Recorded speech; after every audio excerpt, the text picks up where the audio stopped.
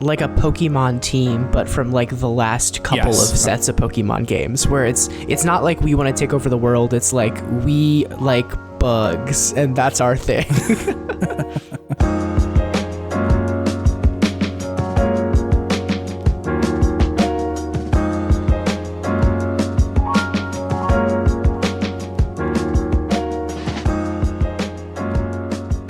Hey, welcome to Video Game Podtimism. It is the Optimist video game variety show where two best friends and also someone else talk about the wonderful world of gaming. I almost lost my footing there. It almost came off the rails. David this week is in Pismo Beach having a well-earned vacation. So instead we have a friend of the show, Noah Hertz from the Press Start podcast. Hi, Noah. Hi, Chase. Thank you for having me. Happy to have you back. This is your second episode. Last time we had you and Tori. Yeah. So I think next time I'll just have Nate and we'll sort of figure out the crossover there. Yeah, what was it? Last time we were here to talk about Onimusha, and here we'll talk about some other stuff and a game that is decidedly less fun than Onimusha too. So it's at least more challenging. Mm-hmm. A very bracing video game. Yeah. For anybody who doesn't know what Press Start is already, do you want to give like just a short pitch of what that show is? Sure, I can give like the elevator pitch. So the way we tend to brand ourselves is we are the Gen Z video game podcast, which is kind of something that we fell backwards into kind of as a gag initially, and then until we realized that like all of us are in our mid-20s and our touchstones for video games and like video game culture, video game ephemera are just like different than the stuff that we heard a lot of in a lot of the video game media when we were growing up. But it's predominantly a video game news and also what we're playing podcast. So news and impressions, I guess. We tend to spend about half of an episode talking about things that are going on in the video game world, like things that interest us. We tend to have a particular focus on labor news and I guess you could say bad news in the video game industry. I wish there was more good news. Like I bet if there was more good news, it wouldn't be quite as dour, but that's just like where we're at right now. We spend a lot of episodes, we'll get to the end of a news item and just be like, that sucks. Well, let's talk about something else now. It's just rough. But and then we tend to spend the other half of any given episode talking about like, stuff we've been playing. And I like to think that it's pretty all over the place. Sometimes it's what's actually coming out. Sometimes it's some 30-year-old game that one of us got our heads stuck inside of. And sometimes it's like, I don't know, one of us decides to start playing an RPG and then the next 10 episodes are us debriefing the audience repeatedly on that RPG. So it's fun. We have a good time. Much like you guys, it's an opportunity to just like BS with our friends, and that's something that we love very much. So totally, yeah, I definitely agree that and I think I said this last time you guys were here, but like I appreciate the lens of not a 30-year-old white guy as the approach for video games, which again I realize the irony of me saying this, but yes. Still, it is. I think the voices y'all have are underrepresented as far as just like games criticism and games media goes. So I like Press Start. Thank you. Yeah. Yeah. So hey, you want to talk about some video games? I do want to talk about some video games. Yeah, I can always talk about some video games. Frankly, I know that is the problem of being a like full-time yapper at this point is that there isn't really like a limit to the amount of fucking video game talk. Anyway, why don't we do that? Opening the floor. Do you want to talk about games first? Do you want to hear what's going on with me? Where are you at? How about you start us off? All right, sick. So the first thing I want to talk to you about, one is this game called Luigi's Mansion 2 for the Nintendo Switch. Do you fuck with the Luigi's Mansion? You know what these games are? So I fucked heavy with Luigi's Mansion 1. I've talked a little bit on our show before about how like we had game consoles before that in my household, but the very first video game console that I got that was like, this is Noah's, was my Nintendo GameCube that I got for either my 5th birthday or for Christmas when I was 5, like somewhere in there. Yeah. And when I was at that age, some of the games that I got for the GameCube were kind of more like, these are games for Noah's dad to play that Noah will be nearby for. And one of those was definitely Luigi's Mansion. Like, I have very fond memories of like my dad and I playing that game a lot. And then as I got a little older and was able to kind of like wrap my head around things better, like I definitely revisited it. I will say I never really played much of the sequels. And I think I definitely had a copy of Luigi's Mansion 2 at one point, but I just like bounced off of it. I think for me, the thing that I didn't really get into with that one was how different the visual style was from the original. The kind of like eerie, weirdly realistic like style of the original GameCube one was something that like really, really appealed to me. And when they leaned back into the cartoony style for the second one, and I guess to a lesser extent the third one, it just like wasn't super my thing. That said though, like I've heard really good things about 2 and 3. So yeah. It's I agree with you. I really liked the first one. Weirdly enough, the same weekend that game came out, Luigi's Mansion, and I also had gotten Onimusha 2 let's that weekend. go. They came out like the same time. So for whatever reason, those two are like connected in my brain now. That's really funny. But my wife and I had played through 3 last year. And she was like really, really into it, was like, this is super fun. And I think the third one, like you're saying, there's like the first game that was like, kind of weirdly realistic. Like it was like, this is like an actual haunted place that Luigi has stumbled into. And like also a phenomenal example of the GameCube's technical ability at the time too. Like, yeah, it was like, it looked really good. It's crazy how good it looks. Yeah. And I think 3 is on the other end of that where it is cartoony, but I think 3 uses that to its advantage a lot more. Like the environments and you end up wandering through are just like incredible and cool. And I think for my wife, part of the appeal was just like so much of that game is just like hide and seek for a bunch of secrets and shit of like, just tear down this room and figure out what's in here and find all the cool coins and shit like that. Yeah. And like, I think I liked that in the first one, but I very much appreciated watching her play it more. And so like, I just liked experiencing that game. And I think just, the level design in there is incredible. So I was like, all right, we got to check out 2 because like, we're not the type of couple to be like, all right, sweetheart, like pull up the 3DS and I'll like sit over your shoulder and watch you play on there. Like it's just, that's not a thing that we're going to do. So I was stoked to see it come out on the Switch. And I think like by and large, this is, and I'm not trying to sound negative, like among the 3, this is not my favorite of the 3. It is like, I think like the thesis of this game so far for us is this feels like it should probably be played on the 3DS. I just think that there's some stuff lost in translation, right? Of a lot of the mission structure specifically is built out in a way that it's supposed to be bite-sized, right? And you see this with a lot of games like on the 3DS or the PSP or shit like that. I'm thinking of Kingdom Hearts 358 over 2 days is like a game where you are intentionally supposed to do just like a little bit, like one little mission at a time. And I think it's 2 things. One, it is because like the game just can't handle loading that much shit into one like instance of the game, right? Like it might be kind of nightmarish to try and load in like all of Twilight Town in that game, so you get like little bits of it. Or Peace Walker too, the Metal Gear Solid game on PSP. It's also like mission based, bite sized. But I think that so it's a hardware limitation, but also it is intended to be like, hey, you're on the train or you're in the bus or something like that. And we want to build these missions out to the point where you're able to kind of like snap them shut for a little while, like literally in the 3DS's case of we're just going to let you play a little bit of it until you're done, rather than like this big, gigantic, sprawling Kingdom Hearts or Metal Gear game. Yeah. And so this one is also doing that, where you are in Egad's weird little hut and he sends you out on a mission and you do like one thing. Like it's like you wander into one part of the mansion that you're in, you catch a ghost, and then he's like, all right, dude, come on back. All the while he's calling you just constantly. Like every few minutes you'll get the little like ringtone, and Luigi picks up his 3DS, like that's his phone. He pulls out like the original hardware for the DS rather. He's like, yellow, and you like talk to this dude, and it's in this era of Nintendo where I feel like they were over tutorializing things to death, where it was like they're so uncomfortable with the idea that maybe somebody doesn't get immediately what to do. And I think they would eventually go on to be like comfortable with that, and also just have good enough design that they're like, you will figure it out if you just like look at this enough. Yeah, and I think one hallmark of the Switch era too has been that a lot of that stuff has become optional, whereas in the 3DS era there was a lot, and I would say give or take, I feel like a game like Animal Crossing on the Switch spends a lot of time just like talking at you about what you're supposed to do. But I remember that era. I remember, like, not to sidetrack, but I remember when they released, wasn't it Majora's Mask on the 3DS or something? And they added in a feature where it was like you could get some guidance on where you were supposed to go next, which like fit perfectly within where and in fact that was probably like the most hands-off way Nintendo could have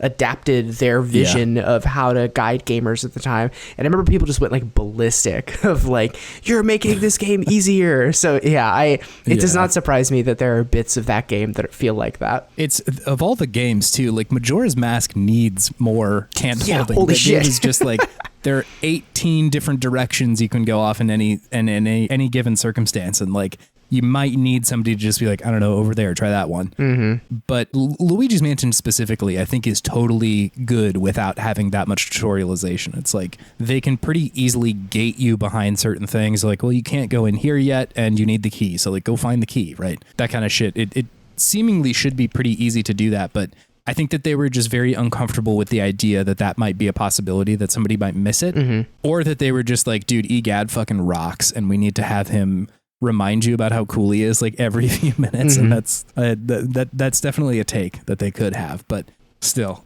I think the kind of summation of all of that is that the rhythm and the kind of tempo of the game just feels a little like weird off of like, it feels like we're just getting going with catching the ghost. I haven't even mentioned what the fuck this game is. Luigi, you have the thing from Ghostbusters and you catch ghosts. Like that's the thing.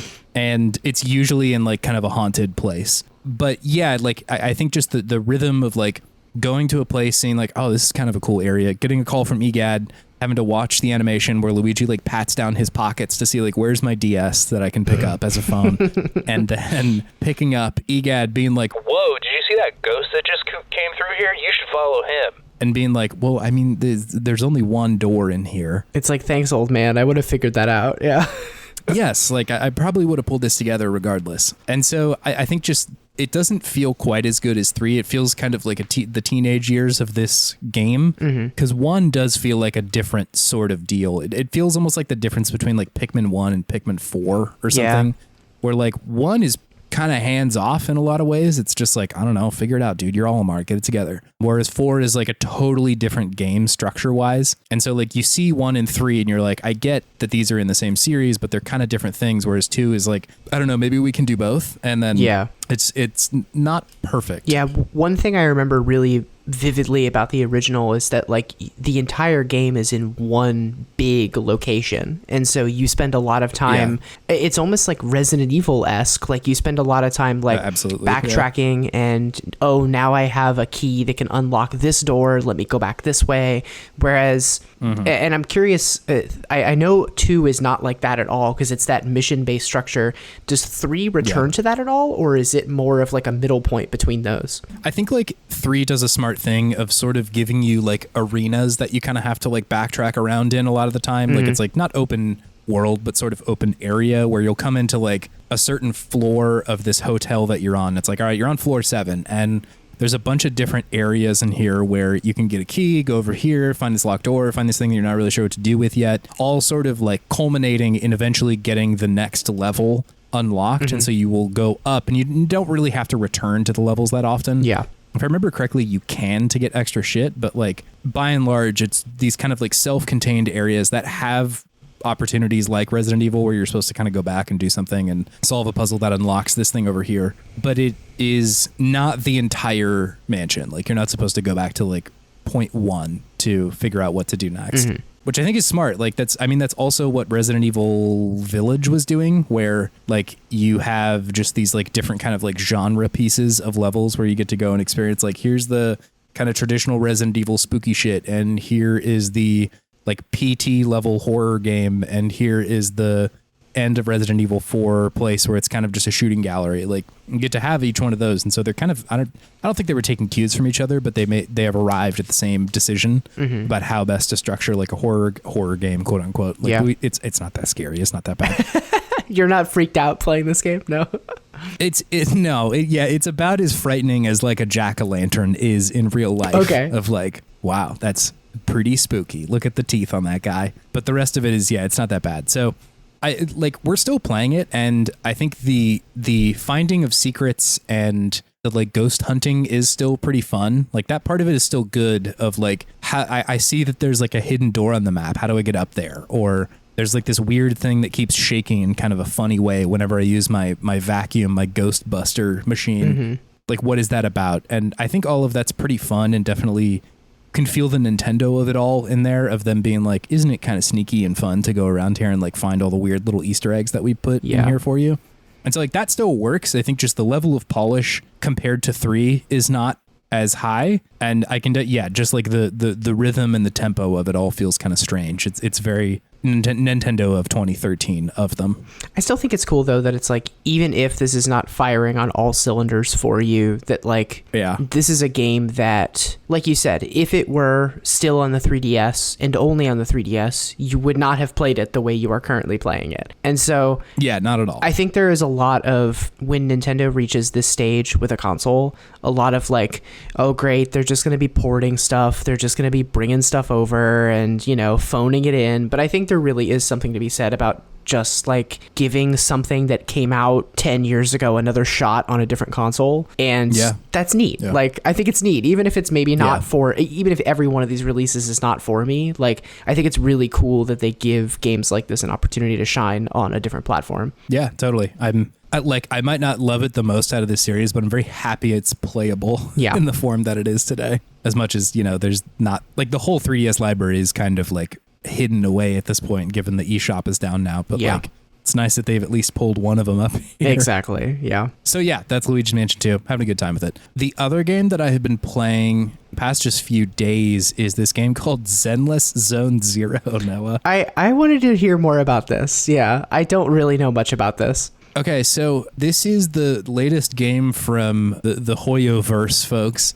So those are the makers of Genshin Impact and Honkai Star Rail are their kind of like two big pillars right now. Gotcha. And I'm like, I am so late to this party. Like, I saw Genshin Impact and was like, I think that looks cool. And then played the tutorial and I was like, I think I'm out. It wasn't bad. I was just like, I immediately saw the like casino polls happening and I'm like, I think I'm good on that. Yeah. I had a very similar experience with Genshin. Like at maybe it's like very early in its popularity, I was like, yeah, what the hell, it's free, why not download this? And had a very similar experience of like, you know, they give you so much free stuff in the tutorial, and then the minute you get out of the tutorial, you get bombarded with like 6 pages of ads that are like, sale right now, only X amount of USD, and you get this many polls. And I was like, this feels a little too yucky for me. Yeah, it's like if there was a zone in a casino where you got to like go in and they have this like cool area where everybody's like,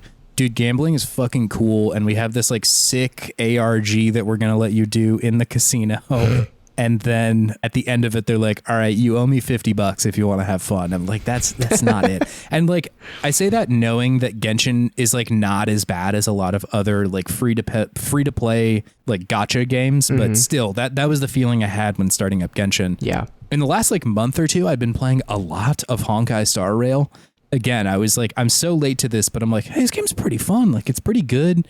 I think the transition over to like turn-based combat really worked for me. Like, just something about it, I was like, that's fine with me. I think it like works well. The setting was really appealing, of just like going from one world to another and having like a totally different experience in every single one of those, and having them being these like sort of big arcs that happen in every one of the different worlds that you're in. Yeah, that sounds really neat. Which is it's like very cool, right? It's the appeal of Persona or Kingdom Hearts or something, where like when you go to a new place, it is a totally different thing, and that is like the appeal a lot of the time. They tend to spend a lot longer in those spaces than Persona or Kingdom Hearts does, though, and so like you have the opportunity to have these like gigantic story arcs that are contained within each like zone, which I have just found really good. And also, I have the flashing lights sail here sign is not as bright in this game as it is in a lot of these other games. Like the gacha pull stuff is just like not as heavy. Gotcha. I haven't spent $1 on it and feel totally equipped for all the shit that they're throwing at me. Like it's not that bad. Okay. So all that said, I was like, hey, they're launching like another one of these games, another one of their like Hoyoverse games.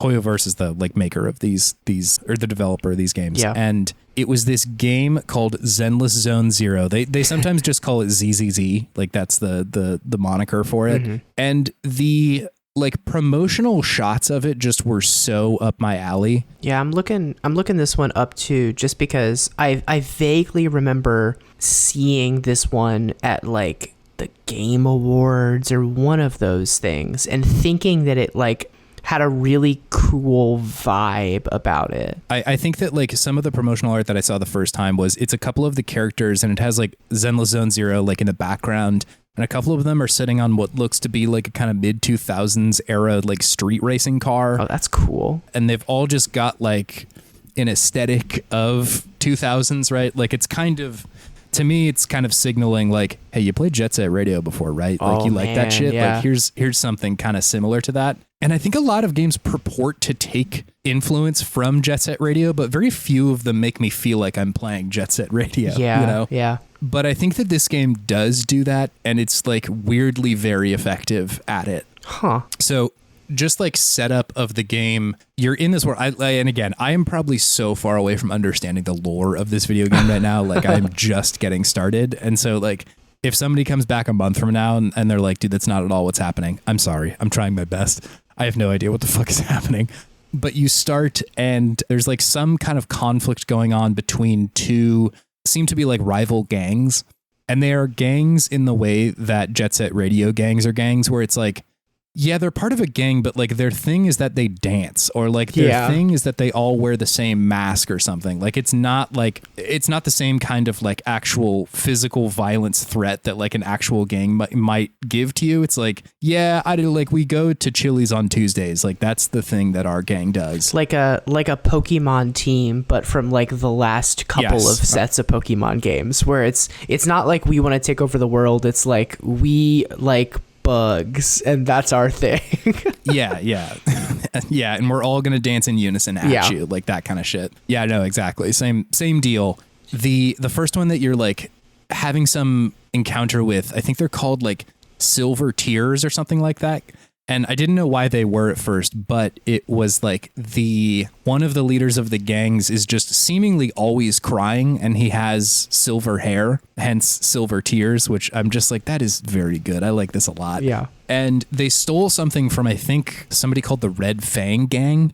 And this is causing conflict with these characters who you're kind of like, the camera is positioning them to be like your heroes at this point. And they get pulled into something. It's like kind of an alternate universe or something like that. I have no idea what the name for it is yet, and I don't know why it's there. But it is this kind of like alternate or digital, like ethereal area where it's like hard to find your way out of there. One of them did manage to get out, and they go and hire essentially what I think are like navigators of this place that will like get you out or get you through there, which is where your like main character comes into play. You can choose to play of like one of two twins. It's like a sister and a brother. And yeah, they hire you to just like, hey, can you go into this zone and get our friends back? You're like controlling these people who are lost most of the time, but even still, it's like you put this little robot and they like go into this alternate dimension, and he's like kind of chubby and cute, and he wanders in there, and they're like, hey, come over this way. And then you do that. The style of like action that this game has is, I think, wonderful. It is kind of a like hack and slash beat 'em up almost, but just like with like a little bit more depth. Yeah. It is both interesting and fairly simple in the way that Honkai Star Rail has its combat set up, in the fact that like Honkai Star Rail, you mostly have like 2 attacks and an ultimate, and that's like the thing that you can do in your turn-based combat. And so the complexity comes from how to build your character, like who do I level up, what, like, for lack of a better phrase, equipment do I put on them, and like how do I build them to be what I need them to be.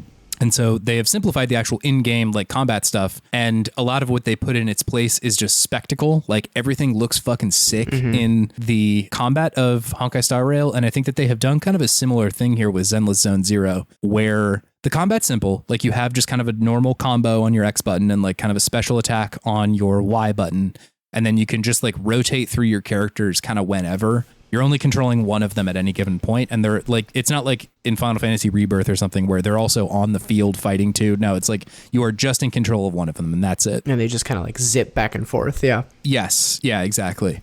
but God, they have made it feel so good for being so simple. It just like everything is snappy and fun, and whenever you do like a certain amount of like damage to any of the enemies, you can do these like tag, like swapping combos essentially, where if you hit one of the bumpers, you just immediately swap in your other person and they do like a very strong attack depending on like what's going on there. And so it seems simple at first, but I think that like it's sublime when you start to get into this rotation of like, okay, I see that those guys are weak to this person. They're like, you know, an ice ability. I'll start with them, and then once I get enough like juice, then I'll swap in somebody else. They'll do a cool attack, and like that's the thing I'm gonna do. Yeah.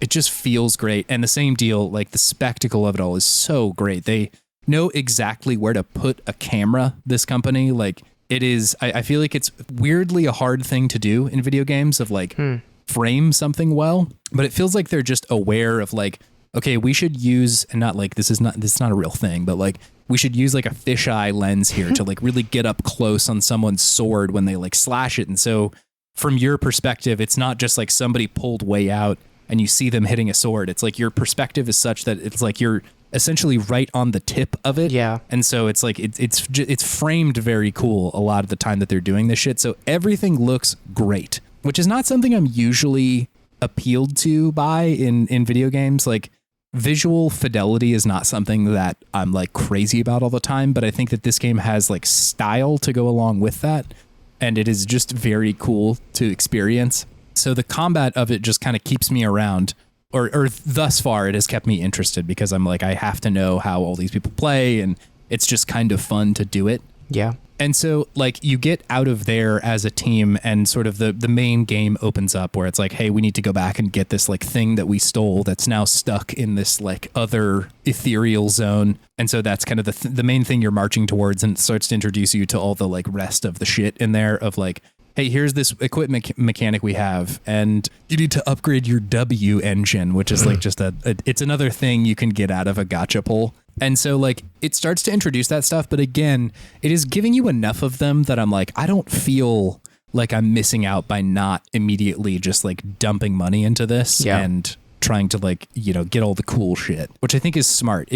I'm very reluctant to call any gacha free-to-play game well made, because like I know for some people it's going to be like a nightmare to try and play through it without just spending thousands of dollars on it. Yeah. I happen to be somebody who like doesn't like, I don't feel that pull very hard. I'm just like, well, if they don't give me the thing, I just won't be good, quote unquote, at the game, or I won't go very far in the game. And that's like fine. But I think what is smart about the games in this series is that they also make it pretty fun if you don't want to like spend money. I think that they probably rightly assume that if you just spend enough time in here, eventually you'll probably want to like do something, right? Yeah. But that it just doesn't feel quite as predatory. I don't know. That's a pretty subjective line, and one that I can't really draw for everybody in the sand, because like, you know, somebody might see the $50 thing and they're like, I gotta get it. But for me personally, it doesn't feel quite as horrendous. And this one is like that as well, where I'm just kind of having fun right now.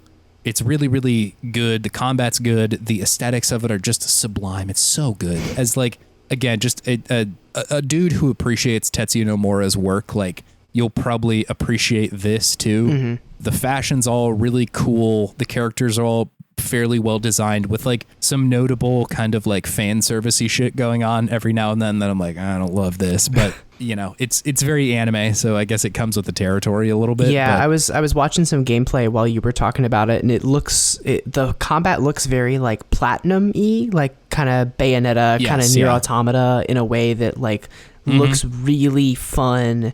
Because I think one of the hallmarks of those games is that like they make it fun to do the same thing over and over again, which is not an easy thing to do. Like it's really not an easy thing to do. No. Yeah, no, I think Bayonetta is probably a pretty apt comparison, just because it's both of those games are both like beat 'em ups and also fun, and also very focused on just like the fun of a cool move or the fun of a weird story or something like that. Mm-hmm. And it feels like ZZZ is kind of going after a similar thing right now. So I'm just kind of interested in where it goes. I'm like not that deep into it, but interested in what's going on in the story. once you get past the first couple of missions, you're opened up into this like kind of town center, and it's just so cute and cool. It's essentially like kind of got some like Neo Tokyo, but like not as horrible as Akira shit. Oh, cool. Yeah. And it's great. It's so cute and cool. The visual style is amazing. There's like a dog that works at a like scratcher stand. No reason, but just like cool as hell. And so like I can tell that they are trying to build up this like sense of place in the game, and I'm interested to see if they actually expand on that and start introducing like, hey, here's this new person who just moved to town, or like any of that kind of stuff, because I think that they would be really effective, right? Like Honkai Star Rail has both, right? You can hang out on the big choo-choo train in space, which is, you know, there's constantly people kind of swapping in and out of there, but you're also going to these new worlds pretty consistently. And so like the sense of place is much more from the train. Whereas this one, I think they have a really cool opportunity to like build a home in the way that like, I don't know, Three Houses does or something, where you have this space where you're able to return to and you care about, or at least that's kind of the first blush I got from this. Mm-hmm. It's really good. It reminds me a lot of, did you ever play The World Ends With You, that game on the DS? A little bit of it, yeah. I didn't play it to completion, but it's one of those ones that like I know the vibe of it for sure. Yes. I think that like that is a very similar vibe to what's going on in ZZZ. Just cool. The aesthetic layer. It seems to have a lot of interest in that kind of era of clothing and culture and cars, weirdly enough. And just that like the view that society had about like technology and the internet is very in this game of just like, yeah, there's like hackers and the internet's like a real place and you got to upgrade your W engines and you know, like that kind of strange 2000s appreciation of like, isn't a computer fucking sick? Yeah. Is not present in my current life, but I can appreciate whenever they like take that tact. So yeah, like, and not to mention, I think that something that will pull people in a lot here is the characters. Like each one of the characters that you can pull are all just like so cool and so interesting. There's like a big bear, love that. Oh, nice. There's like a kind of distinguished looking wolf guy that I'm like, I know who this is for. This is for someone specifically. It's not me, but I know that they're out there and they're going to go absolutely nuts for it. Yeah, I feel like a game like this lives and dies by having like cool characters, like just physically cool looking characters, you know, like if the characters were lame or the aesthetics weren't cool, like people would not be willing to drop money on the drops. Yeah. It's and so far they seem to be doing a great job of that, at least for me. That's like cool. I think that they've really hammered on something here that like, I don't know, I think that like skins and aesthetics a lot of the times are used as kind of a bad thing. And I understand why, because it's usually put behind some kind of like money that you have to spend. But if you think of it in the example of like the most recent Spider-Man games where like unlocking costumes and just playing dress up is like sick as hell. Yeah. That like you can have that of like just good character design can be such a draw for a lot of these games, or good character costumes. And I just don't know a lot of other games that are doing it quite as well as the like Hoyo folks. They just make each character feel like, holy shit, I have gotten a totally new thing right now in this game. So yeah, I'm liking it right now. Again, I'm so early that I just like, I'm sure by next week I will have a different opinion about where I'm at with this, but for the moment, I'm enjoying it. I think it's pretty fun. That's really cool. Yeah. I'm curious to hear, like, as we go forward, how long you stick with this, because I think these are the kinds of games that could stay in your rotation for a year or for 2 weeks, depending on the progression, depending on whether they start to get scummier with how they want your money. Like, I'm curious to hear whether this keeps coming up or comes back again in 2 months or something like that. Yeah, I am too, because I've been playing Honkai Star Rail for like a couple of months now, and so far I haven't hit that wall. Like, they still have plenty of story content. There's still a lot going on. I haven't hit the like really brutal wall of some kind of monetization yet. I'm feeling it more, right? Of like, I've got my kind of high level characters, and if I wanted to get somebody up to that level, it's like, I would need to go grind a little bit or pay money, but I think you're just, at least I'm there for the spectacle and the story, and I'm not gated from either of those things for the most part right now without spending money. And so I think that like if ZZZ can do that too, that they will be on like a good enough track. And yeah, I think just like having this solid base of the core gameplay being so much fun will keep me around, even if like, you know, maybe the story is not hitting super hard at that moment. But yeah, the moment it starts to be like, all right, well now you need like 10 good characters and you need to pay $100 for them, then yeah, I'm pretty much out. Yeah. But I would be surprised if that's the case, if they suddenly make that turn. So we'll see. I'll let you know in a couple months if I'm still. I'm excited to hear the follow-up. Okay, so that's all I got. What have you been playing, Noah? So I was actually messaging you about this before because I'm really excited to talk about it.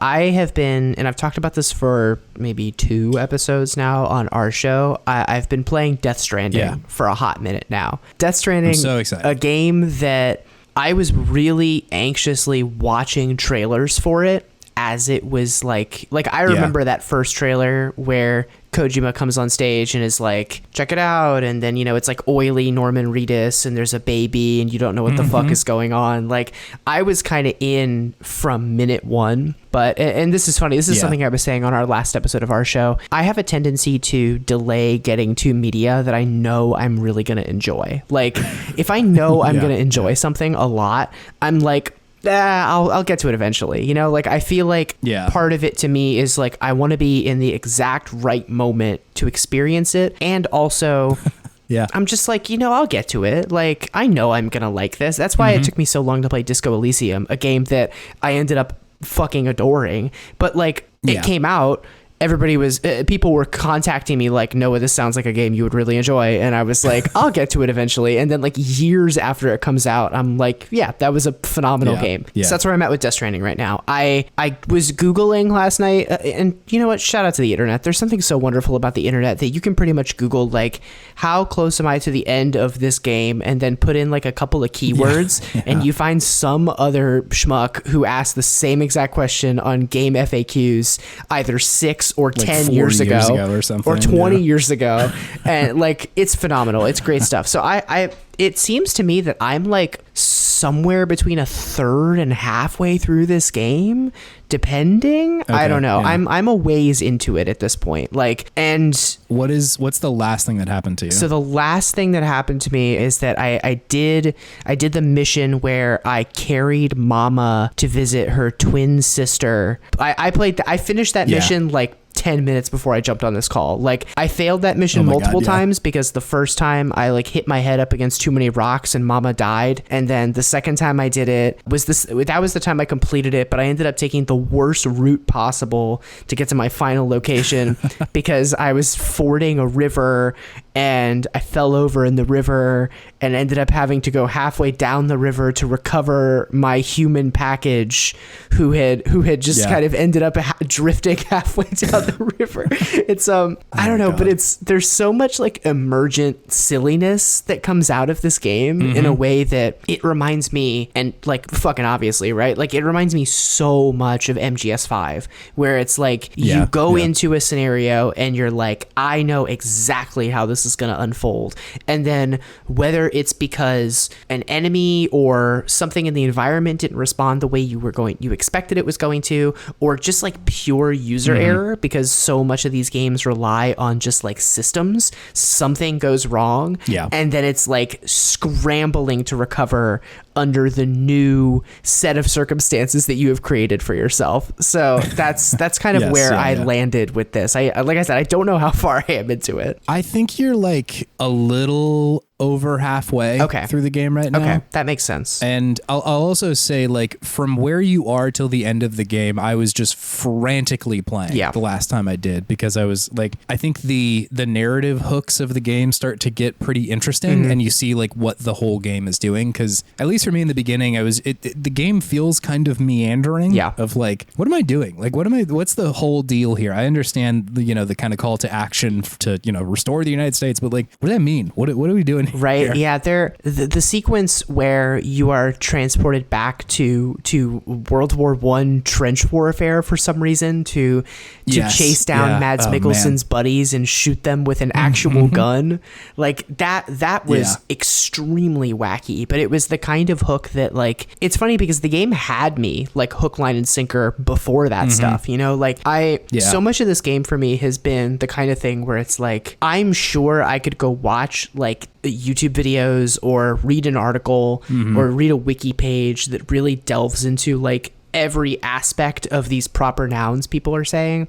But to me, like, not understanding those things has almost been like half the fun, because I feel like I'm experiencing it more on like an emotional level. And that to me feels more like what the intention of this game was. Like, having played quite a few, several of the Metal Gear games, like, I tend to find that these games work their best when you are just letting them wash over you rather than pausing it, Googling what a repatriate is, and going like, oh, well, how did that happen? Like, what? Like, I still don't remember what the Death Stranding is. I'm pretty sure they told me at the beginning of the game, but I don't. Like, I had to go get my tools fixed up because one of the characters like looks directly at the camera and is like, if we keep going the way we're going, we could cause another Death Stranding. And I'm just like, I don't really remember what that is, but I know that it's not something I want to happen. It's bad. Yeah, it's bad. It's a bad thing that you don't want to happen. Yeah. I just feel like I think the thing about Kojima games that hit really well for me nowadays are that I feel like when the Metal Gear games were really hitting their stride in the 2000s, like, everybody said like, oh, it's like a movie, oh, it's cinematic, oh, and that's because like I think given the money and the resources, maybe that's what Hideo Kojima would rather have been doing.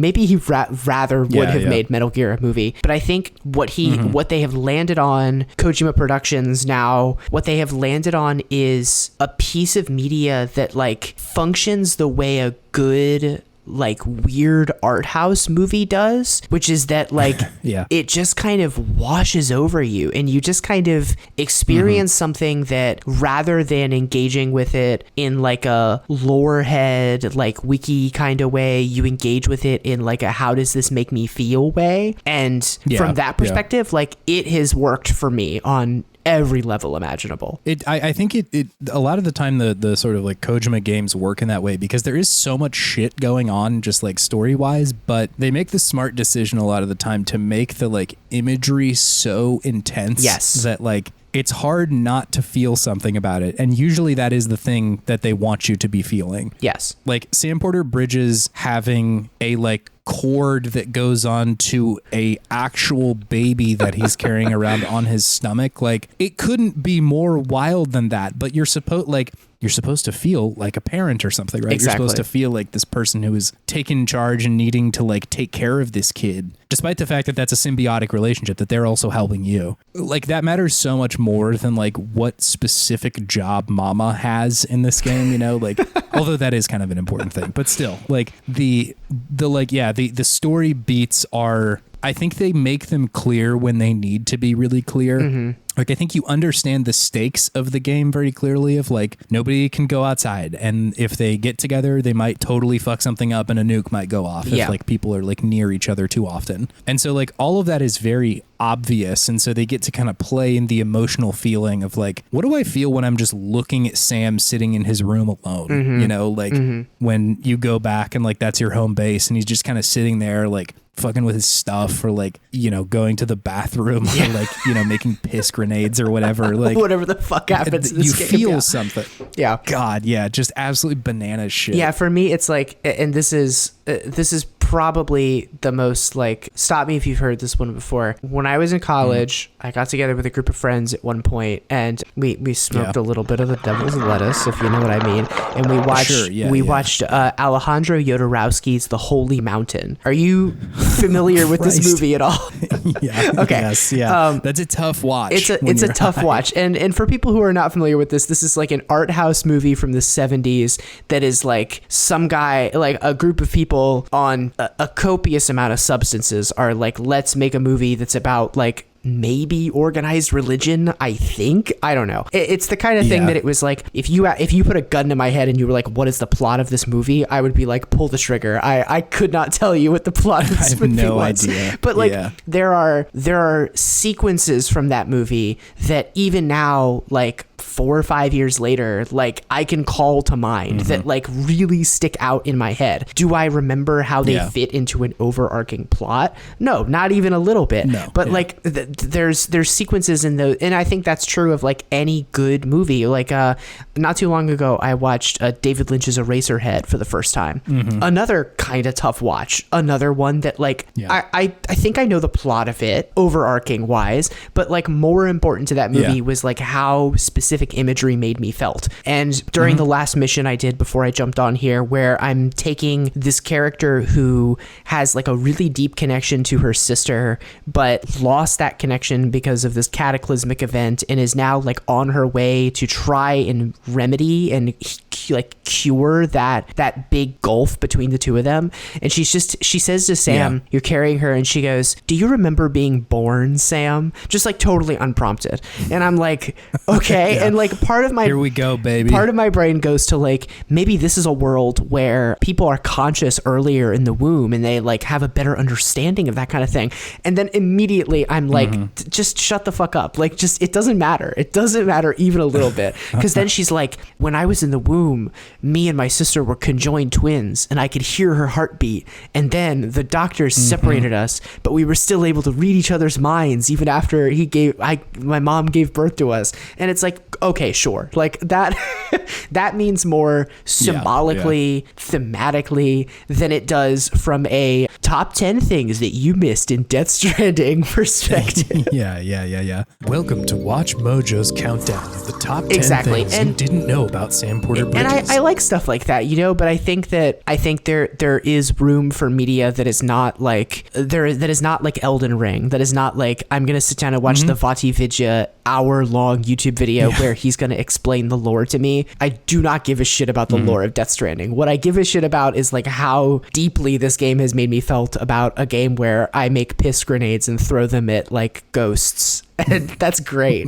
Yes, yeah. It's sort of a shocking achievement that they were able to pull this off at all. Yeah. Like the Metal Gear Solid games, for as wild as their narratives are, like the game of it is pretty standard video game shit. Yeah. You know, like a sneaking video game is like, and while the first, like I'd say all of them are pretty inventive with how that they're approaching that genre. Like shooting dudes and like sneaking are like, yeah, it's video games. We're playing video games right now. Whereas like package delivery is the wildest swing for them to also make work. Yeah. And it sure does. Like I feel like when I started playing this game, the first like hour or so, I was like, oh, I don't know if this is it for me. I had also like just moved to Seattle, and this was like in 2018, I think. And I think just like challenging media at that moment, I was like, I need to feel just like nice. Yeah. Like I have turned my whole world upside down, and things are totally different right now. And like when you get the tutorial of like, here's what BTs are, and you're going to need to sneak past them, and there's a crying baby on your chest, I'm like, I don't think I can actually. But I came back to it at a certain point, and yeah, just like being ready to meet it emotionally for what it's doing is the best thing you can do, because it's just like it's saying so much without saying very much. It's so like just being ready for that is really miraculous when you actually just kind of like let Death Stranding do its thing. Yeah. It's also wild to have played this after the pandemic. This came out, I think, in 2018. It was somewhere around there. Yeah. And so like to have this game about a invisible fucked up disease that forces everybody inside is like, how the fuck did you guys do this? Yeah. How did you call this shot from that early? Because like, it came out in 2018. It was being built long before that. Yeah. And so like, I think just the narrative resonance there is absolutely bananas. So I love this game so much. But I think the disclaimer being like, you gotta be ready to be where it is. Yeah. Cause if you're like expecting a certain kind of game, or you need to shoot a gun to have fun in a game, like that eventually do give you a little bit of that. But for a long time, it's just like hold R2 and L2 to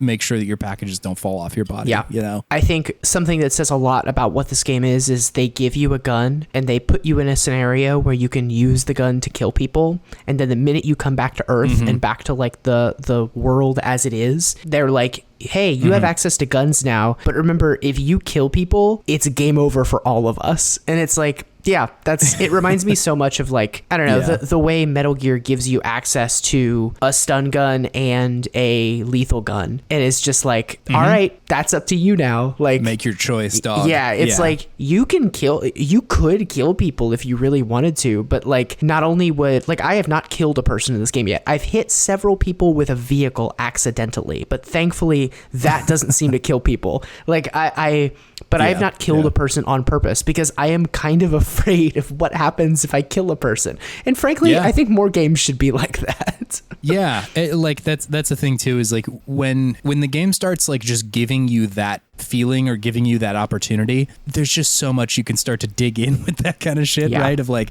what is the game saying by making it such that like if I do kill someone, now I have to like literally carry them on my back to incinerate them to make sure that like another like nuclear bomb doesn't go off? That there's a lot of shit being said there. Even if you don't get like what exactly is being said, you feel the weight of it. I mean, literally, because Sam has to carry this person. But yeah, I think it's miraculous in so many ways. Yeah, it's such a good game. It's a really cool game, and I'm really excited to see like, one, how the story resolves itself, and two, how in the fuck it sets itself up for a sequel. Because I watched the trailer for Death Stranding 2 before even touching the first one, and I was like, yep, this looks like a Kojima Productions game. No fucking clue how they get from here to there. So I'm really excited to see like the arc of where this goes and how it allows itself to be a game that can be iterated on. Having beaten the game, I'm also excited to see how the hell they allow themselves to make a sequel, because I don't know. Yeah, it is. I think that the actual story of the game and the way that it concludes is really amazing. And like, I think I love every single Metal Gear Solid game, but I think that they like really nailed it with how the story kind of culminates and concludes in this one. It just says a lot in a way that is very Hideo Kojima, but is also like, there's a couple of reads on it that you're I don't know if you're supposed to take away, but like it makes sense at the end of it all, despite still being very abstract and very weird and also very video gamey. Yeah, it's just really good. I will say, other than Death Stranding, I am playing another game that is kind of difficult to understand, but for different reasons. I've been playing Final Fantasy Tactics on my PlayStation Portable. Whoa, okay, yeah. Have you played Final Fantasy Tactics at all? I have, yeah. I like have the kind of bad opinion that I don't think I like very many of them, despite the fact like I should like these games. Yeah. I like am crazy about Fire Emblem. I had a good time with Ogre Tactics, which is kind of the same thing of like where the geography of the map plays kind of a big deal, and it's on sort of a tilted isometric view of the battlefield, but I have yet to get into one of these games and like totally love it. Are you playing the War of the Lions, or is this just, are you just playing the original on PlayStation? I'm playing the PSP port of it because I don't remember where, but somewhere along the line I actually picked up like a cartridge copy of this. Like, I thought for the longest time that I was just playing it like pirated on my PSP, and because it's extremely easy to download PSP games, and turns out I actually just have a UMD of it on the inside of my PSP. So no clue where I obtained that one, but shout out to past me. Yeah. My first brush with Final Fantasy Tactics came when I was a teenager. There was a used video game store like 10-15 minutes from my hometown that I used to go into a lot, and this was like, I was growing up like before used video games of like the, I would say, PlayStation 1 and back era were insanely expensive. Like, there were still some games that like were impossible to get. Like, my copy of Earthbound definitely was not like, it was definitely at least a couple $100, but like it wasn't $1,500, you know what I mean? Like, or I probably paid like $20 for my copy of Final Fantasy VII on the PS1, and I don't know if you can get a copy of that for $20 nowadays. So I picked up Final Fantasy Tactics at one point from the used video game store near my house. I think it was just called Video Game Trader. And I tried really hard to wrap my head around this game, similarly as a teenager who loved Fire Emblem and was like, oh my God, you mean to tell me there's a game where they got Final Fantasy in my Fire Emblem? Like, that sounds so up my alley. And like, I couldn't wrap my head around it. It's kind of like Fire Emblem if you had to spend twice as long in the menus. And like, I think I think Fire Emblem, to Nintendo and Intelligent Systems credit, at the end of the day is the kind of game that like you would not have as good of a time, but if you wanted to do the Fire Emblem equivalent of like only having one Pokemon in your party and brute forcing your way through, you could still do it. Like, it's not preferred. You would not engage with all the systems, and you would overall not have that great of a time, but you could still do it. This is not a game where you can do that kind of thing, from what I can tell.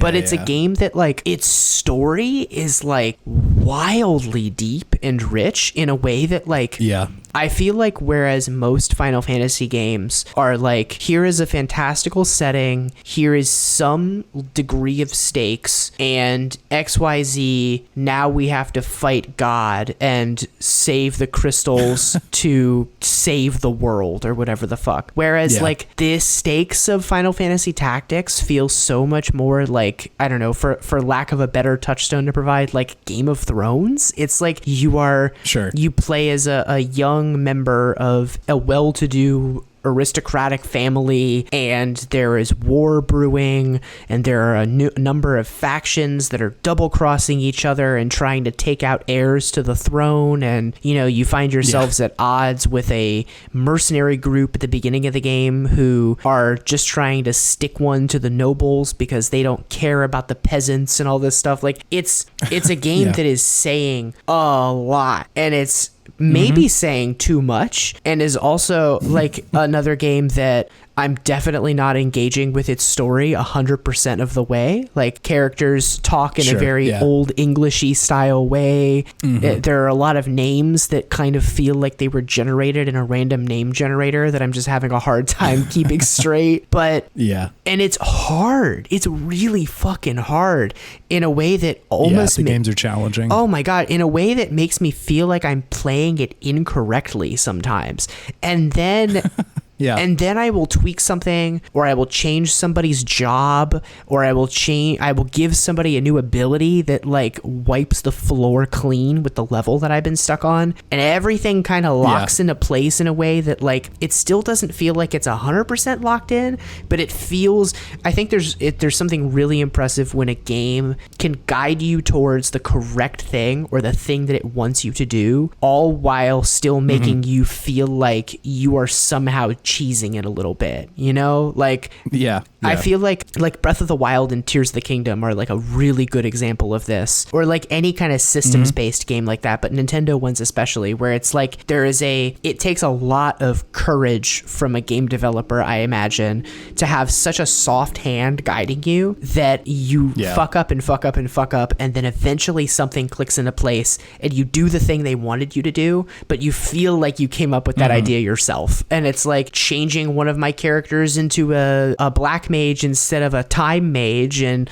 leveling up that class, and then brute forcing my way through with magic is probably what I needed to do in that scenario, but I felt like a fucking genius when I realized that was what I could do. So it's neat. It's a really cool game. Like, it has an art style that is radically different from any of the mainline Final Fantasies. It thematically feels radically different than any of the other Final Fantasies, but it all still, it's the kind of thing where it's like it doesn't look or feel like any other Final Fantasy you've ever played, unless you've played a tactics game, but like there are chocobos here, so you're like, oh yeah, there are chocobos.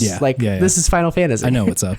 It's also in that series of Final Fantasy games that all sort of exist in Ivalice, the fictional place, which I think is this one, 12 Vagrant Story, and then a couple of other ones. Yeah, that they just kind of like let Yasumi Matsuno just like do his own thing. They were like, yeah, go for it, create your own world, and just created multiple games that exist in the same space, which super cool, super neat, and another element of that, like, you get as much out of this as you give to it kind of thing, which is super cool.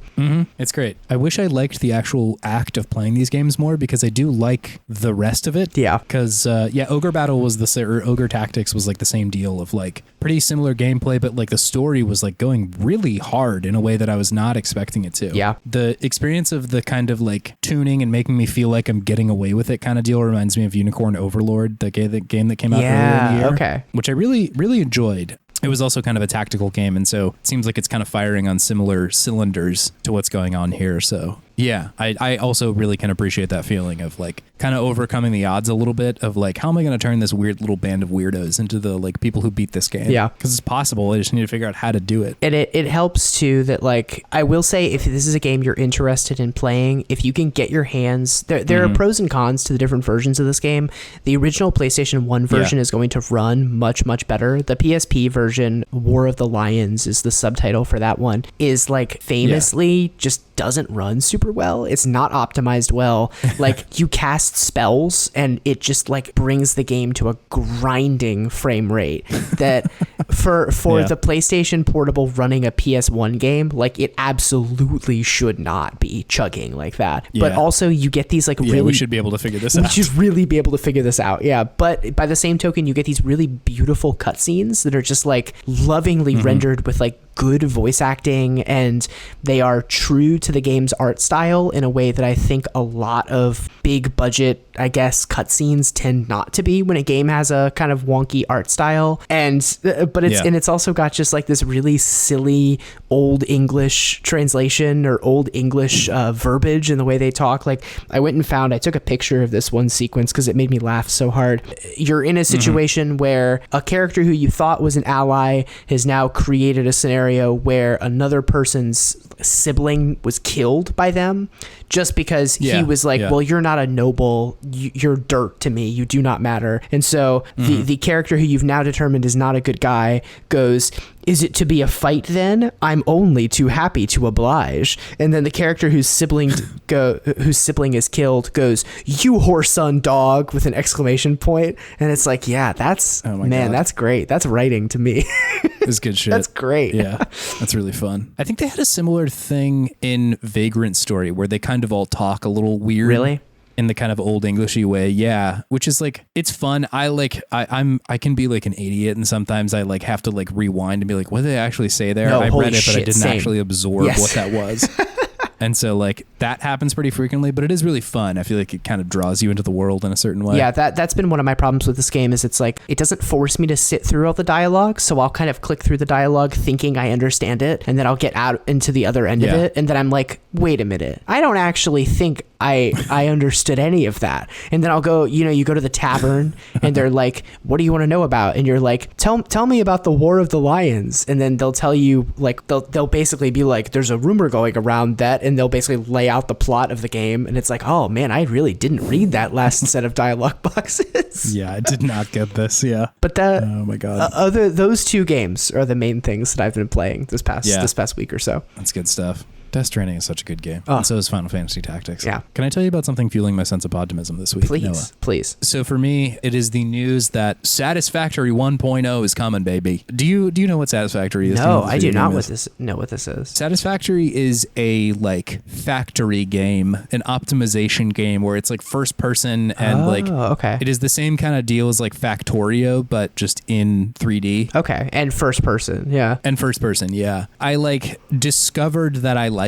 these kinds of games a couple of years ago and have like really been falling down that rabbit hole every now and then. For whatever reason, kind of every summer, I'm like, I want to start a new Satisfactory save because like once the arc of the game is, you unlock a way to mine iron or whatever, and then you can smelt it with another thing that you unlock, and then you just set up these factories so they're kind of like automating themselves. Yeah. And eventually you unlock better shit and yada, yada, yada.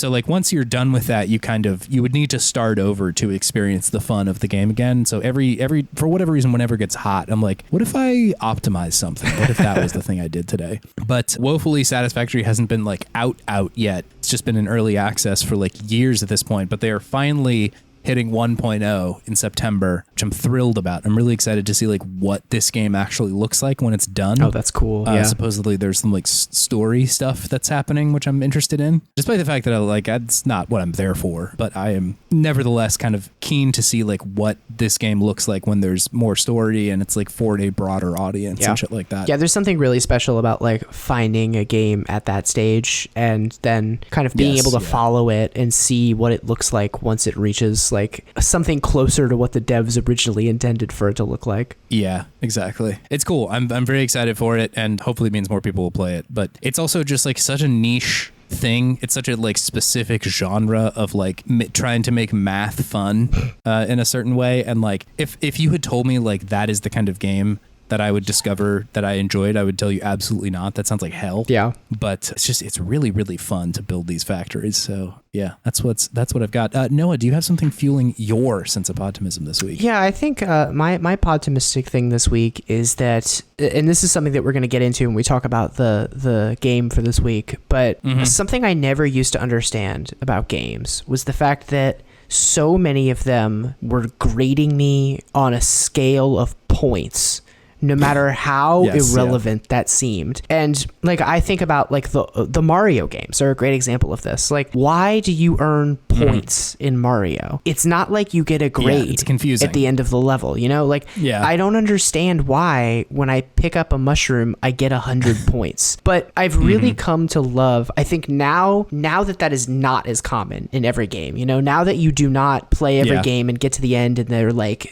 that's an S grade, and you're like, fuck yeah, S grade. Like now that not every game does that, there is something so quaint and nostalgic about like playing a game where points don't matter at all. They are purely in the game as a holdover from the fact that, well, arcade games used to do that, so therefore, you know, so got to give you points. You know, and as an adult playing a game, it's just great when number go up and you're playing and you successfully, you kill a guy or you get a power up and the number just goes up.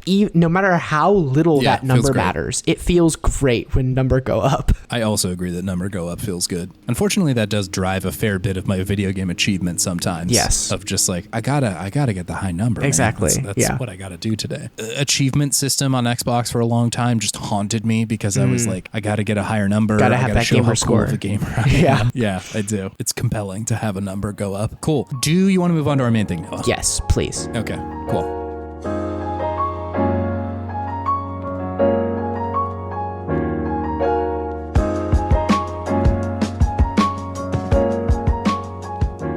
Welcome to Good Games. It is the segment where we talk about the okayest games of yesteryear and gush all the things that we love about them.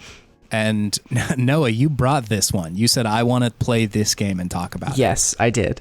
So the game we're talking about today is Star Wars. What is the actual legal Christian name of this game? Let me pull it up real quick. I want a God-given name. Yeah, I want to pull it up. This is Star Wars Episode 1, Jedi Power Battles. This is something that I talked about this quite a bit on our podcast. There are Star Wars Episode 1, The Phantom Menace has been very top of mind for me lately because my partner and I went and saw it when it was very briefly in the theaters again this year for its 25th anniversary. And so, and like this movie came out in like 1999. I was born in 1998, but like raised in a family of like, my dad was a huge Star Wars nut. I was like raised to be a Star Wars nut. And so like, this is a movie that I am extremely nostalgic toward, warts and all, just because it's been around since I was a child.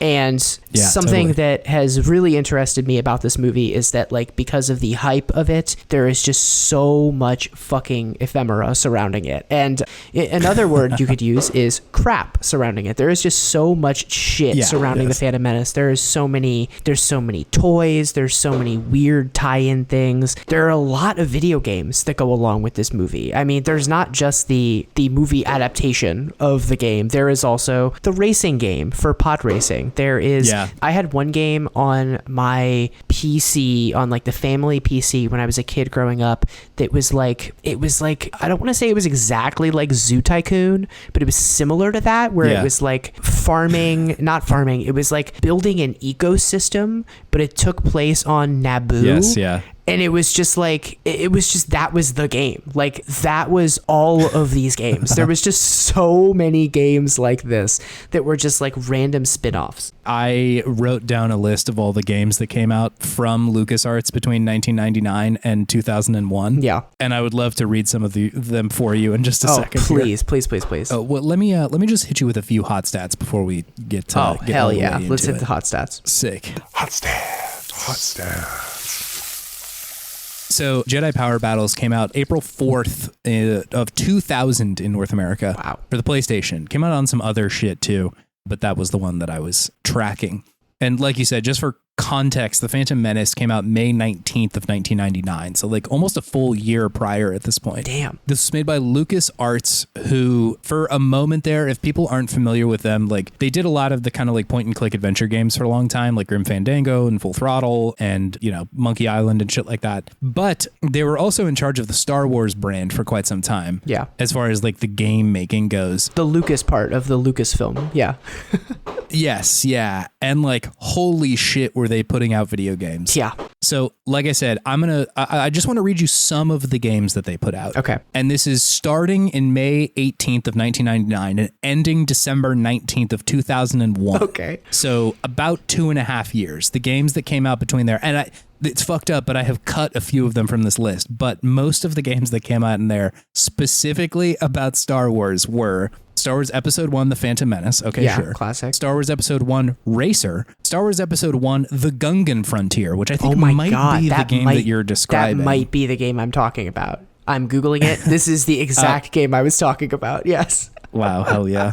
That is from, I think, Lucas Learning, which is like kind of a sister company that was about like, I think, educational games. Yeah, I had a lot of these games as a kid because it was like, how can we get Noah to sit in front of the computer and also maybe learn how to spell a few words? Think. Yeah. Yeah. To that end, there was also Yoda's Challenge Activity Center, which is probably a similar thing. Yes. You've got Star Wars Pit Droid, Star Wars Force Commander, Star Wars Anakin Speedway, Star Wars Power Battles, this game. You got Star Wars Arcade, Star Wars Early Learning Activity Center, Star Wars Math, Jabba's Game Galaxy, Star Wars Jar Jar's Journey, Star Wars Demolition, Star Wars Episode 1 Obi-Wan's Adventure, Star Wars Episode 1 The Battle for Naboo, Star Wars Starfighter, Star Wars Super Bombad Racing, Oh my Star God. Wars Galactic Battlegrounds, Star Wars Obi-Wan, Star Wars Racer's Revenge, and that is the last in this list, which accounts for, if you're counting, 20 video games in 2.5 years. That is They were so just crazy. pumping these video games out. God, I'm looking at Star Wars Pit Droids has opened up just like a Yeah. gulf in my brain that I had completely forgotten about. This one is like, it was like one of those types of games, maybe it is almost Factorio adjacent, where like you create Rube Goldberg machines, like you create like you have to get all the droids from point A to point B, so you have to like build a thing and they move on their own and that kind of thing. So maybe you're not creating resources, but it's a lot of like, how can I engineer this level so that these guys do exactly what I want them to? That one I had a hard time wrapping my head around as a kid, because I say this a lot on our podcast. I was not a smart kid, but you know, it goes to show that there were enough Episode 1 related games that even dumb kids could have a good time. That's true. Yeah, no, I feel you. I played the like Jumpstart first or second grade games quite a bit for the same reasons of just like, this is a video game, but I'm also having a good time maybe learning. Yeah, exactly. I can honestly say that Jedi Power Battles is maybe a game that is accessible to dumb kids, but it's not a game that is accessible to people who aren't willing to just like beat their fucking heads up against it for a while. Yeah, holy shit, this game is hard. Let me hit you with a review from our friends over at Show Video of this game to kind of illuminate. I'm so excited for the Show Video review. Yeah, they originally reviewed this in French, and I've taken it through Google Translate a number of times, one language into another, to fuck it up real good, which I'll read for you now. Don't throw it away. This game will appeal to casual fans and fun seekers alike. If you've seen the lightsaber fight at least 30 times in the first episode, chances are you will not like this game. And they gave that a 5 out of 10. They didn't love it. Didn't love this one. Wow. I think there's something there, because if you're going into this game expecting that you're going to be like methodically going through a level and, you know, trying to use your Jedi powers to find the route through a problem that will lead to the fewest number of people having to get cut in half, this is not the game for you. This is an arcade game. This is basically an arcade game. Yeah, pretty much. It definitely seems like that was maybe the intention originally when they were building it. Because, it's got like credits at the top of the screen at all time of like, here's how many lives you have left. Yes. There is a score. There's like a sort of a character select screen that is very like Fighting Force or Teenage Mutant Ninja Turtles in Time kind of deal. of just like, you're supposed to select this in a loud arcade. Yeah. We've kind of gestured at it a little bit already, but like what is this game? Do you want to explain to people what goes on in this video game? This is like a third person isometric to a degree, I guess. It's not quite top down, but it's in that vein action game where you have to get from point A to point B through locales and famous sequences from Star Wars Episode 1, The Phantom Menace, all while chopping your way through a bunch of different enemies, deflecting blaster bolts that come from just off screen, and, you know, and having to do platforming that feels really bad to do. Yeah, it's not great. It's not great platforming. I think in a way, I think the way this feels like an arcade game the most is that it is so punishing in its difficulty. It seems to be pushing you towards a version of this game where you know exactly where each of the droids is going to be in every single level, and you're like, all right, gotta jump here because this guy's gonna come out of that corner and fire a bolt over here. Maybe there was a time in my life where that was the kind of game that I was looking for. That time is not now. That time is absolutely not now. It's a pretty devastating experience playing it with my 2024 brain. Like, I've been playing games a long time, and I think I've just gotten accustomed to a game being like, we want you to play it. We want you to beat it. This game is like actively antagonistic to the idea of you ever beating it, let alone getting to like level 3 or level 4. Yes. Just absolutely bananas levels of difficulty. One of the reasons I wanted to bring this to the show is because I remember having this game on the PS1, and I also remember never getting past the second level. Like, playing through the first level was a little nostalgic. I was like, oh my God, I remember this boss. I remember this as a kid. And then I got to the second level, and I was like, I don't think this is possible. Like, I'm not sure this is something I'm capable of doing. So I was playing this game on my my PlayStation Portable, because if you did not know, the PlayStation Portable has built into it just a full PlayStation 1 emulator. It was built so that you could play the PS1 games that you could also buy on the PS3, but through the magic of the internet, it is extremely easy to play all of the other PS1 games also. And so I was playing this on my PSP. Also, probably not the optimal way to play this, because the PlayStation Portable does not have the same amount of buttons that the PS1 controller does. So there was a bit of like having to map things in a way that probably made my life a little more difficult. After about 30 minutes of playing this game, I then taught myself how to download save files from game FAQs so that I could actually see what things in this game looked like past level 3. Yeah, that's wise. I also was sort of hacking at it by using save states in the game console I was using to play this, because that sort of gets around the having to memorize the game quite so much, because like if you get totally blasted or fucked up, you can just kind of rewind or like go back to a save state that wasn't that long ago. Yeah. Because like another part about this game, the amount of checkpoints is like devastatingly low. It is so few checkpoints. So like there was a couple times where I died and I was like, oh, surely there was a checkpoint recently. And it sent me back to a place where I was like genuinely aghast at how much stuff they wanted me to do again. Yes. I'm like, that was so long ago. This was so much game ago that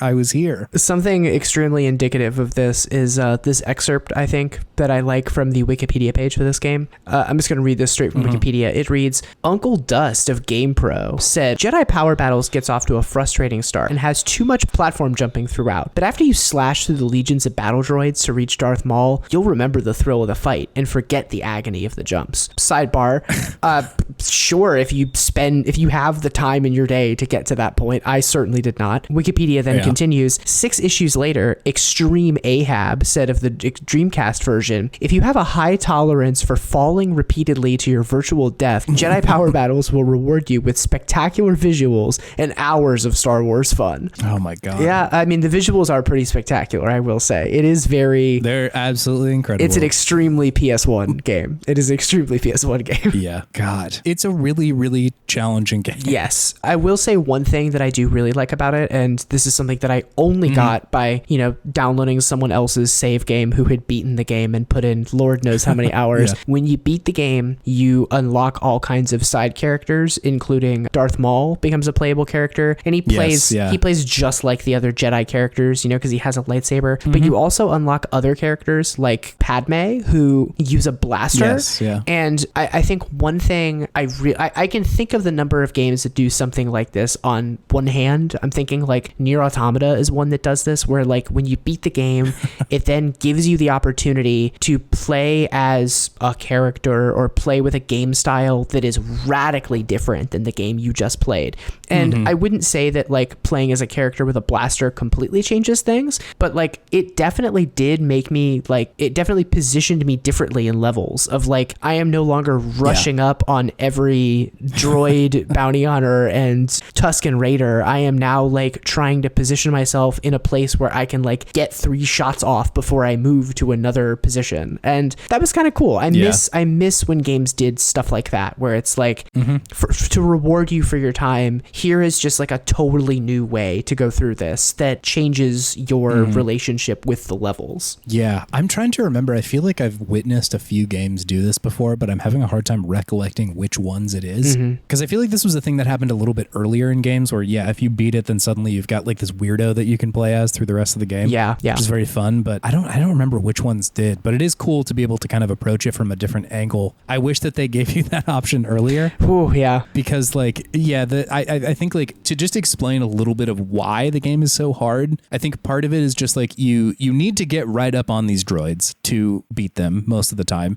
Any of their droid or their blaster fire will stun lock you if you get hit. So like interrupts whatever you're doing, running, hitting, anything. And so you have to fully stop. If you miss hitting them, like the amount of frames where you are vulnerable is gigantic. Like you swing and miss and you have to just like wait to see if you get hit. It's like Dark Souls levels of like a big strong hit, and then you just kind of sit there vulnerable for a while to get just lit up from whoever you didn't hit. Yeah. If you try to run away from the droids, like you're up in their face and you're like, I gotta get out of here. They are like on you. Yeah. They are right on your back. And so you don't have a lot of room to run away. So oftentimes it's like, well, I guess I just got to turn around and start fighting them. Also, turning around, if you are using the analog stick, is like wonky. It doesn't turn directly around. You kind of have to like curve it a little bit. If you're using the D-pad, it's a lot easier. But like for whatever reason, using the analog stick was like a non-starter to move yourself. And so just like it is really challenging to play this game for a lot of reasons. Yeah, I think the Dark Souls comparison is apt in some ways, because it's like sometimes when you get ganged up on by so many dudes in Dark Souls, you can just kind of like run and get the hell out of there. Yeah. I tried a couple of times, like, what happens if I just try to run straight from this checkpoint to the next checkpoint?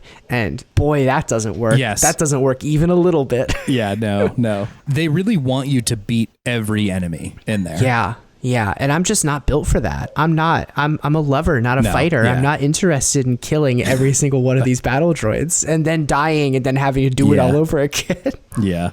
What's also like almost an insult at this point is that I was playing on easy mode. They give you a Jedi mode and an easy mode, and like easy is so not easy. It's so not challenging still. It's not even a little bit easy. I can't imagine what horrors lie behind the door that says Jedi mode. I'm sure it's just impossible to beat this game. Yeah. It just like combat feels like you're just getting jumped at every moment. Like that they have like pulled you into a corner and they're like, hey, you thought you were just fighting one droid. Here's 10 of them and they're all shooting at you. And it's just funny how the video game way of making you feel this game makes me feel like Spider-Man. Like the video game way of making you feel like a Jedi has changed from, we're gonna just throw 100 dudes at you and you're gonna play it so many times that eventually you know where exactly every single one of those dudes are, and instead that has now become I don't know, like the Jedi Fallen Order approach that is like, here's 50 dudes and you're gonna figure it out, but like it's doable the first way through. Like it is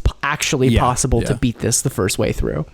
I do think that they've got a better handle on like what makes a good Star Wars character now. Yes. Or like a Star Wars game, I should say. Because like even if you don't love the Dark Souls approach of Jedi Fallen Order or anything like that, like it is still a pretty good Star Wars game. Yeah. You know, like I think that's kind of undeniable at a certain sense. Or even like as far back as like the Force Unleashed and shit like that. I think it breaks a little bit with like how Jedis act in real life, or like how a Force power is, or like what's possible with Force powers. But like it's still fun. They're still letting you just kind of go nuts as this space wizard, which is pretty cool. Mm-hmm. But yeah, I think they were just throwing so much shit up against the wall in this era that they're like, I don't know, let's just make it hard as hell, and that's going to be the game that we're going to make. Yeah. I also love it whenever you fight a boss, sometimes the boss is just like not happy with the position that it's in, and rather than forcing it to like move to get to you, it will just start its animation in a totally different position. So it's like, oh, I can't hit you from back there. I'm just going to completely like phase into another form right now and like be there to hit you. And so like, I feel like saying a game is unfair sometimes is like, well, maybe you just like need to like try to actually play it a little bit differently, or maybe you're not learning the lesson that they want you to. Yeah. But that seems pretty wild. Just be like, I think I would like to hit you now. That's part of this level. Something I adore too about Star Wars video games that purport to follow the stories of one of the movies is that like that's a really easy thing to say on paper, but so much of those movies, for better or for worse, is just like people standing in a room talking, usually about like I don't know, like how government works, or like how taxes should be levied. And so it's like that's the kind of stuff that does not work as a video game. So instead, like another instance I think of is like the Revenge of the Sith video game adaptation for the PlayStation 2. It's like they just have to like create whole hog new sequences that engineer a scenario for you to run through a corridor to kill 100 guys. That is like it's really admirable actually that they were able to look at this thing and go like, I know that this is like part of one of the most famous and whatever action adventure franchises ever, but like, dog, there's not enough action. There's not enough fighting stuff. It reminds me of for a little while there was just like a stint of games coming out in the like Dragon Ball Z universe where they're just like, I don't know, we're going to tell it again. Yeah. But some of them were like, I don't know, what if we just started adding shit in there? Yeah. Like, these people didn't fight. There was a full game where they had like a what if scenario where it was like, I don't know, what if Cell won or something like that? I guess he did in Trunks' timeline, but like, what if Frieza won? Like, how do we just like make new shit up? Yeah. What if Yamcha got the opportunity to fight Frieza, you know? Yes. Yeah. What if he was the best one? He was the guy who went Super Saiyan or whatever. Poor Yamcha. My man does not, he gets the short end of the stick in every single season. Yeah. He deserved marginally better than he ended up with. A little bit. 'Cause he's still kind of a shithead, but like, you know, he doesn't need to get killed every single season and then get wished back into existence or whatever. But I think there's like kind of a similar desire for those, like, I want to play the Dragon Ball Z series again to I want to play the like Star Wars series again, where it's like, I just kind of want to like be in that universe and see the highlights of the thing that happened in this movie. But a lot of the time, for Star Wars specifically, it's like there's not quite enough in there. Yeah. Because like the action sequences are in the first one are like the beginning one, maybe a little bit of Naboo, some of the fighting on like kind of in the middle part of the movie there with Naboo, and then right at the end. And like, I think it's telling that the game starts you with Duel of Fates just immediately. Like it hits you the moment the game starts, you're hearing the ending sequence fighting music of like, you know what you're here for. Like you have come to fight as a Jedi. Yeah. But yeah, the game is very much telling you are not. This is not going to be easy. You really do have to be a Jedi to accomplish the goal here. Yeah, it was a hell of an experience playing this again and being like, oh no, I wasn't just a dumb kid. Like this is just immensely difficult. Yeah. So. And like, you know, to be Podtimistic about it and give the game credit where credit is due. Like once you get it and once you understand how to play the game, despite the fact there are times where it's like you're just going to take damage right now, like it's fun. I liked getting in there and like actually not taking a hit and just beating the people that it was asking me to beat. Yeah. That feels good still. Felt and in awesome. The way that like an arcade game Yeah, because like they have put so much friction in between you and that when it actually does work, you're like, oh my God, I am actually maybe a Padawan right now. Like I am, my force powers are developing because this game is so fucking hard. Obviously, like, you know, games like that wouldn't really become popular until like maybe Dark Souls. Like there are definitely games that are hard but are fair from, you know, this era. But I think oftentimes, like you were saying, there's still this kind of like echo of the arcade game design where it's like you want to make it hard, but the purpose of the difficulty is to eat more quarters, where I think Dark Souls is like, no, the difficulty can be fun. It's just, it needs to be not designed as a method to make more money. It's just like a thing that you have to learn the lesson on. And so you still have instances where it's like, that doesn't feel right or like good for that to be the way that this fight played out. But they're just like, well, we got to deduct some coins somehow here. Yeah, I think as an arcade game, this would have been like next level in terms of like, oh my God, it was so punishing, but I did it. I finally made it to the Tatooine level, where that's the kind of thing that just doesn't quite feel as good in a home playing scenario. Did you see you could play as Ki-Adi-Mundi? I did. Yeah. I played through my first, like, I'm going to play this. I played as Plo Koon, who is just, it's kind of funny to like see, I don't know, like events, cutscenes from this movie, and it's just like, oh yeah, Plo Koon's there, like this character who looked really cool in the background, and you know didn't really do a whole lot other than look cool in the background. Yeah, my Star Wars like tertiary character knowledge is so bad. Whenever you know, I think you guys were talking about it, about Ki-Adi-Mundi being in the like the most recent, what is it, Acolytes or whatever, the Star Wars show that they put out. I don't know any of these motherfuckers. I don't know any of them. Like I watched the movies and liked the movies a lot, but like I didn't watch the Clone Wars or like any of the animated series. I didn't read any of the like spin-off books. And so like when people are like cheering for you know, Plo Koon showing up somewhere, I'm like, the fuck is this guy? Who's this dude? Yeah. But you know, I like Googled who is Plo Koon today, and like Reddit immediately came up with who's the best Jedi and why is it Plo Koon? Yep, there you go. So like exactly. People love this dude. And I'm sure that's true for like even Adi Gallia, the other person who is in this game. I'm sure there is. Yeah, exactly. And I think there is something to be said for a game that leans into that and is like, you know what? Sure, this person is only on screen in this movie in the background. Go nuts. They play with them and have fun. Yeah, where's the justice for Kit Fisto? Where's his video game? Seriously, you know? Seriously. See, you know what's up. You know who your guys are. The cool green guy in the background. The smiling green man in the second movie. Oh God. Yeah, fun game though. I did enjoy playing it. It also was just like when I don't have financial buy-in to this kind of stuff, like when I didn't spend my like $8 to rent this from Blockbuster for the week, it hurts a lot less when the game is this punishing. Oh my God, yes. It's like almost funny of like, God, they really did not want you to play this game. Yeah, there's also so much less of a drive to like beat my head up against it for hours, which like, you know, if you had rented this game from Blockbuster and it was your game rental from Blockbuster, it's like, I guess this is my life now. Like, I guess I have to play it. Yeah, this is the thing. Exactly. And I'm very thankful that we have progressed as gamers for that to not necessarily have to be the case. Yeah.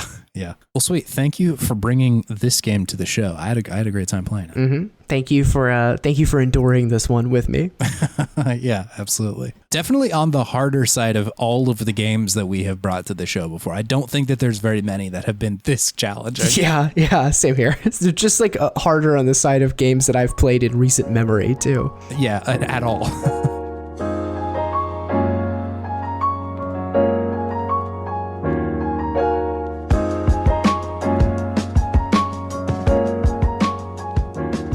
Hello, gamers. It is me, Chase, and I'm here to guide you through the outro. If you want to interact with us on the internet at all, you can go to podtimism.com. It has links to Discord, and I think Blue Sky. You should just go to the Discord. One of those is Twitter alternatives, yeah. yeah, exactly. I'm not a big poster, you know? I don't get on to Blue Sky and like post all the time, so I think Discord's the way to be there. We are part of the Worst Garbage Network, and there are a bunch of other shows there that you can check out, like Can't Let It Go, Into the Aether, .zip, Frog of the Week, and Paws and Claws, which are all great. Yeah, and they're in there too, so you can come hang out and chat. Great shows. Love them all. Yeah, that's all I got.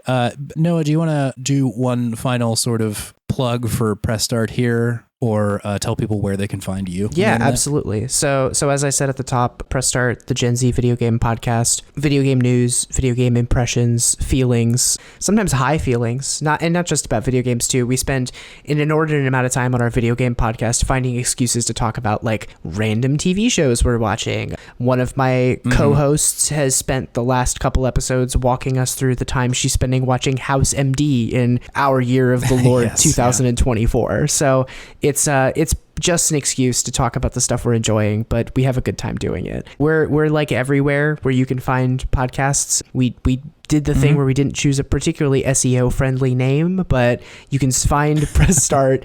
You can also find us on social media that helps too. We're press_start pod on Twitter and press-start pod on Blue Sky and Tumblr. Again, not really huge posters anywhere other than Twitter, unfortunately. So know that going in. If you like our show, if you want to hear more of us, you can also always get into contact with us directly at heypressstart@gmail.com. And yeah, that's the elevator pitch. Chase, thank you so much for having me. It's always a pleasure to be podtimistic about things. Hell yeah. No, thanks for coming on. Love to have you. This is obviously like we both love Press Start, so it's it's fun to have a crossover episode, as it were. Yeah. I've been loving the House MD shit too. It is extremely funny. Yeah. It's such a bizarre show, and I think I wasn't crazy about House, like I wasn't watching that at the time, but it is fascinating to see the same deal as video games here, just like kind of a decade removed from when the show was like really popping off. Yeah. Cause like I didn't have an analytical lens when I was, 14, 15 or whatever. Yeah. That show was who on. did? Yeah. Yeah. And so to hear Tori being like, yeah, this like the whole thing seems unethical. And why in God's name is everybody sleeping with each other and shit like that is, really, really good. It's funny. Yeah. I'm having a great time with the House MD arc at the moment. Well, thank you so much. Yeah, of course. We'll have you back and talk about another incredibly challenging and difficult game. Yeah, hopefully marginally less difficult than this next time. Well, we will talk to you guys next time then. Thank you, Noah, again, and thank you, gamers, for listening to this podcast. Thank you, gamers. Bye.